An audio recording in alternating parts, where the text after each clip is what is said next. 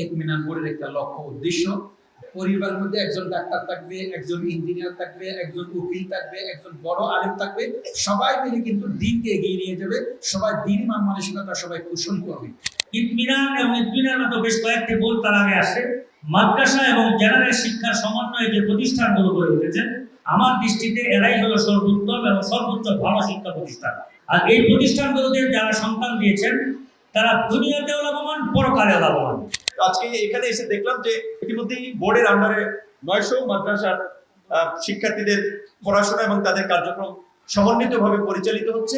মাদ্রাসার ছাত্রদের তাদের কাজ শুধুমাত্র ইমাম মুয়াজ্জিন হবে সেটা না, সমাজের মৌলিক পরিবর্তনে রাষ্ট্রের গুরুত্বপূর্ণ জায়গা থেকেও তাদের কাজ করতে হবে। এই ইতমিনানের বিষয়টা দেখেছি যে 2015 সাল থেকে চালু হয়েছে।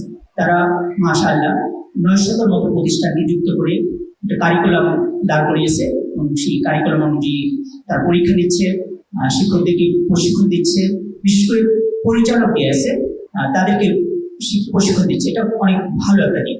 তো একজন মুসলিমের জন্য শিক্ষা বলতে শুধু পার্থিব জ্ঞান নয়, বরং এমন জ্ঞান যা তাকে দুনিয়ায় সফল এবং আখিরাতে মুক্তির পথ দেখায়।